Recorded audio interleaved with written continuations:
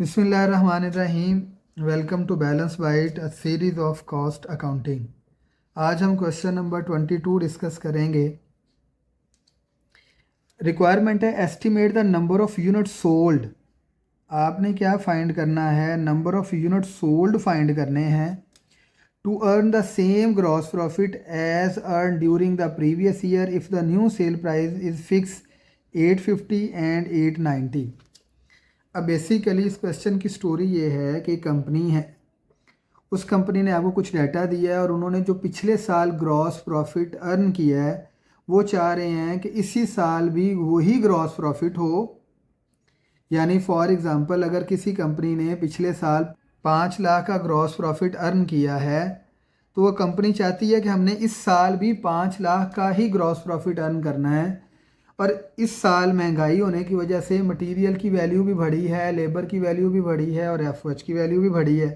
तो जब material, labour और एफओएच की वैल्यू बढ़ी हैं तो हमें इस साल कितने नंबर ऑफ़ यूनिट सेल करने चाहिए कि हम उतना ही ग्रॉस प्रॉफिट अर्न करें जितना पिछले साल का ग्रॉस प्रॉफिट है।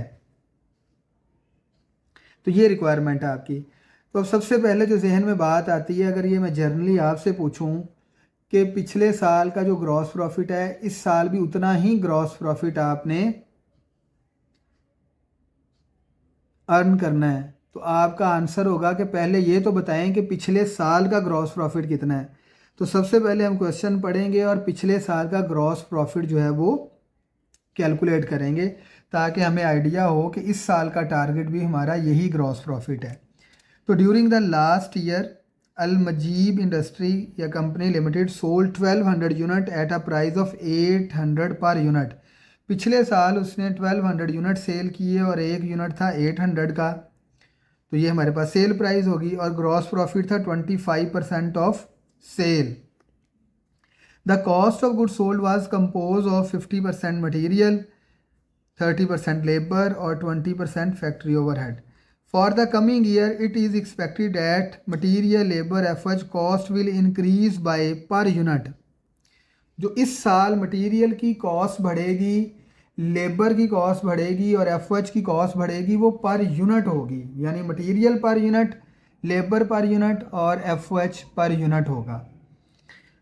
तो अब हम सबसे पहले जो काम करेंगे तो वर्किंग वन पहले ही आप करेंगे, calculation of gross profit of last year. पिछले साल का पहले ग्रॉस प्रॉफिट तो कैलकुलेट करें ताकि पता चले कि हमने इस साल भी उतना ही ग्रॉस प्रॉफिट कैलकुलेट करना है। तो अब ग्रॉस प्रॉफिट कैलकुलेट करने के लिए आप इनकम स्टेटमेंट भी बना सकते हैं और उस इनकम स्टेटमेंट को आप जो है वो इक्वेशन फॉर्म में भी लिख सकते हैं। यानी sales is equal to cost of goods sold plus gross profit. ये अगर आपको याद हो तो ये मैंने यहाँ से लिया है कि सेल्स होती हैं हमारे पास इनकम स्टेटमेंट में, लेस करते हैं सीजीएस, तो ये आ जाता है ग्रॉस प्रॉफिट। तो मैंने इक्वेशन में इसको एक साइड पे रखा और ये इधर माइनस है, उधर जाके प्लस हो गए, तो ये दोनों एक साइड पे हो गए, ये एक साइड पे हो गए। तो यानी कॉस्ट ऑफ गुड सोल्ड और ग्रॉस प्रॉफिट दोनों को ऐड कर दिया तो ये सेल के इक्वल हो गया। यानी left hand side is equal to right hand side. अब उसने हमें बताया था कि लास्ट ईयर 1200 यूनिट हैं और पर यूनिट कॉस्ट है 800। तो इन दोनों को मल्टीप्लाई किया तो ये आ गया 960,000। कॉस्ट ऑफ गुड सोल्ड हमने कैलकुलेट करनी है। ग्रॉस प्रॉफिट क्वेश्चन में बताया हुआ है कि वो 25% है किसका? सेल का। सेल है 960,000। अब इसका 25% हम कैलकुलेट कर लेंगे तो हमारे पास आंसर आ जाएगा 960,000 इज इक्वल टू CGS प्लस 240,000। ये इधर प्लस हो रहा है, इधर आके माइनस कर देंगे तो हमारे पास CGS आ जाएगा 720,000 इज इक्वल टू CGS। अब इस एक इक्वेशन से हमने दो काम किए, CGS भी फाइंड कर लिया और ग्रॉस प्रॉफिट भी फाइंड कर लिया। तो ग्रॉस प्रॉफिट पिछले साल था 240,000 का, इसका मतलब इस साल भी हमने ग्रॉस प्रॉफिट 2,40,000 ही अर्न करना है। अब वो आपसे ये कहता है कि 2,40,000 का जो ग्रॉस प्रॉफिट है, इसको अर्न करने के लिए, इस सेम ग्रॉस प्रॉफिट को अर्न करने के लिए कितने यूनिट सेल करें कि सेम ग्रॉस प्रॉफिट आए, वो ये कह रहा है आपसे।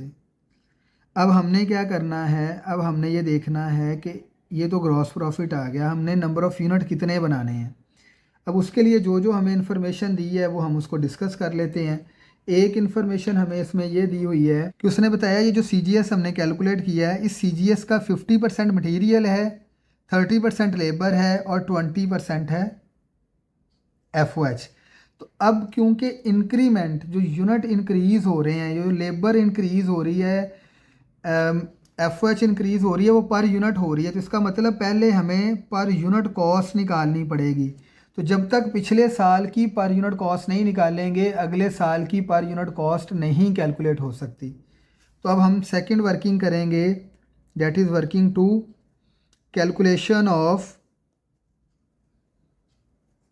पर unit cost of previous year and current year.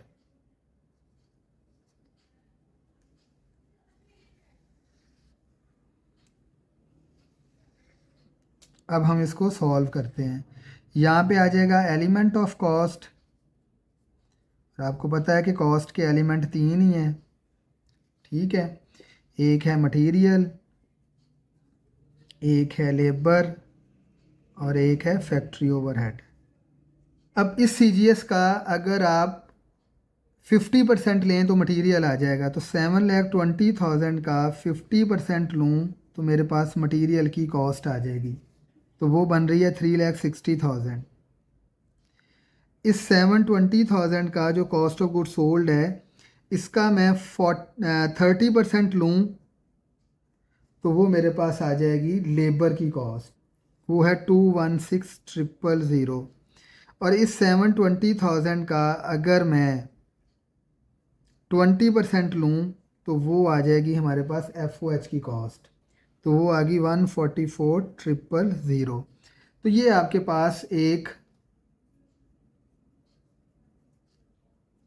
Breakup आ गया मटेरियल वाइज, लेबर वाइज और FOH वाइज। अब हम निकालेंगे पर यूनिट कॉस्ट प्रीवियस ईयर की। तो 3,60,000 रुपये का मटेरियल लगा और पिछले साल यूनिट जो हुए वो यूनिट थे 1,200। तो 1,200 पे डिवाइड कर देंगे तो हमारे पास जो आंसर आएगा वो आ जाएगा, एक यूनिट पे मटेरियल कितने का लगा, डेट इज़ 300।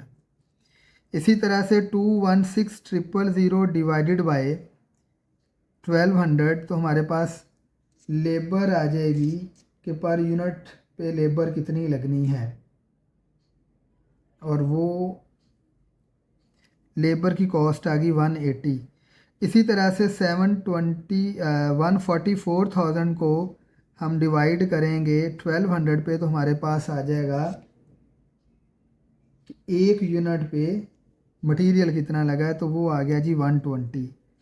अब हम ये देख सकते हैं कि पिछले साल पर यूनिट, यहाँ पे टोटल आ जाएगा, ये टोटल आपके पास बना था 720,000, और अब हम यहाँ से पर यूनिट कॉस्ट निकाल लेंगे कि हमारे पास पर यूनिट कॉस्ट क्या आती है।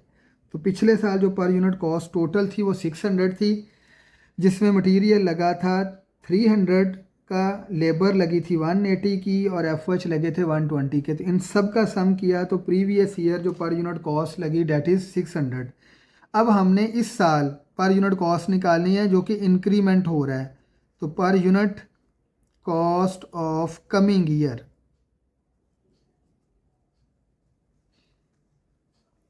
तो 300 तो पहले थी, अब इसमें इंक्रीज़ कितने परसेंट हुआ, मटेरियल इंक्रीज़ हुआ 20%, तो 20% लेंगे 300 का,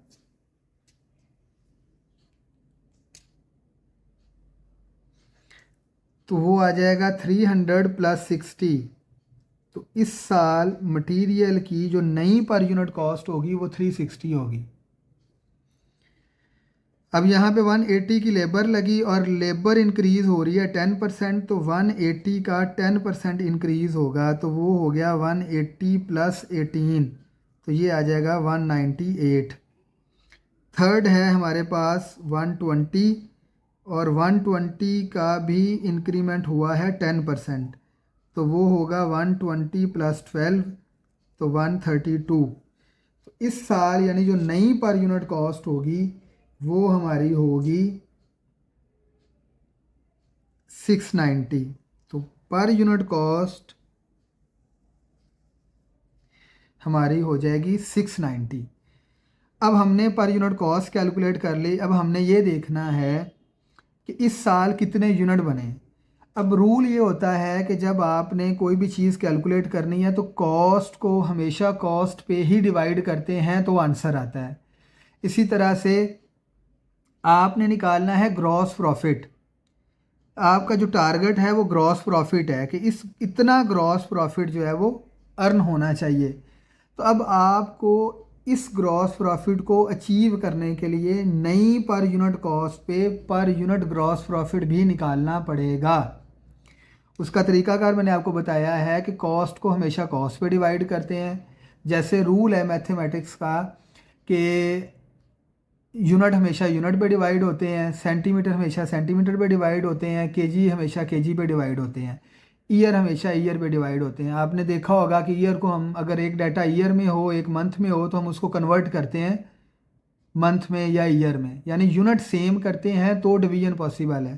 तो अब क्योंकि हमारा ग्रॉस प्रॉफिट है तो अब ये था टोटल, अब हमें ग्रॉस प्रॉफिट चाहिए पर यूनिट। तो per unit gross profit calculate करने के लिए हम एक आखिरी वर्किंग करेंगे, उसके बाद हमारा क्वेश्चन का आंसर आ जाएगा। वो ये है कि हम लिखेंगे कैलकुलेशन ऑफ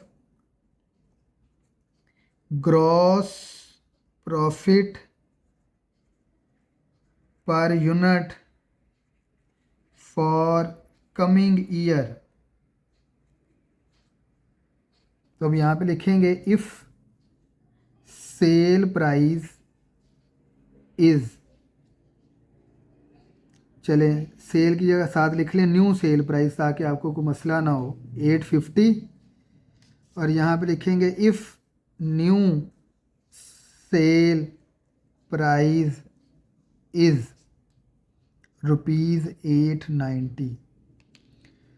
तो अब यहाँ पे लिखेंगे sales 850 less cost of goods sold वो है 690। तो आपके पास आ जाएगा ग्रॉस प्रॉफिट पर यूनिट।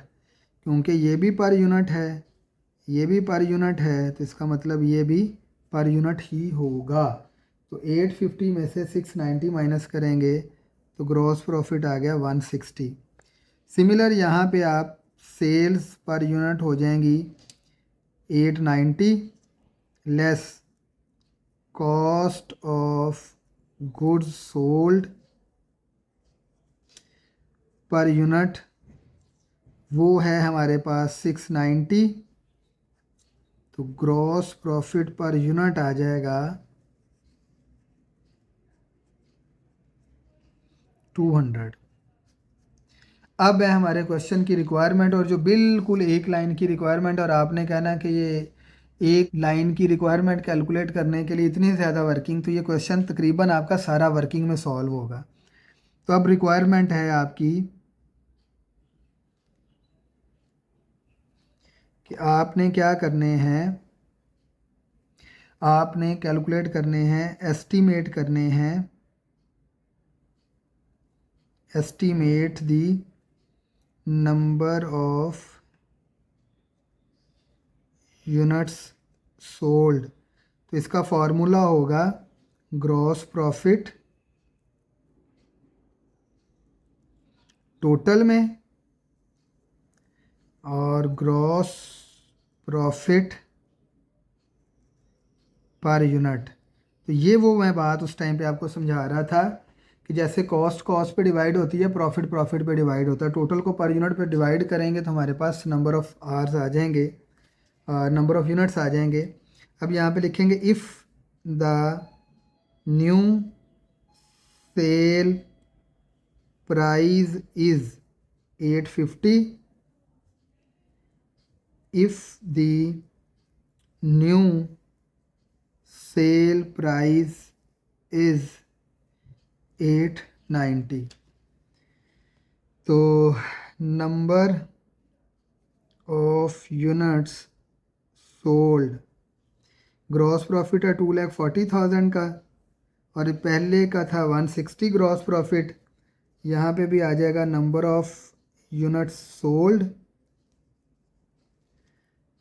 2,40,000 और इसका था पर यूनिट ग्रॉस प्रॉफिट 200। तो पहली अगर हम प्राइस रखेंगे 240,000 वाली, ये सॉरी 850 वाली, तो फिर हमारे पास आंसर आ जाएगा कि हम 1500 यूनिट सेल करेंगे। और अगर आप नई सेल प्राइस रखते हैं 890, तो फिर आप 1200 यूनिट सेल करेंगे, तो आपका इस साल भी ग्रॉस प्रॉफिट 2,40,000 का ही आएगा, जो कि आपके क्वेश्चन की रिक्वायरमेंट थी। ये आपका क्वेश्चन नंबर 22 था। 23 जो है वो सेम है, उसको जो है वो आपने सॉल्व करना है। किसी जगह पे कोई इशू है या प्रॉब्लम आए तो उसको आप जो है वो डिस्कस कर लीजिएगा। लेकिन उसमें फ़र्क सिर्फ एक होगा कि यहाँ पे इंक्रीमेंट पर यूनिट है, तो वहाँ पे आई थिंक जो है ना इंक्रीमेंट टोटल में है, तो वो फिर आपने यहाँ पे पर यूनिट लेने की बजाय डायरेक्ट इस कॉस्ट के ऊपर जाके आपने इंक्रीमेंट ले लेना है। तो थैंक यू वेरी मच। आपकी कोई बात हो तो कमेंट सेक्शन में जाके कर सकते हैं। अल्लाह हाफिज़।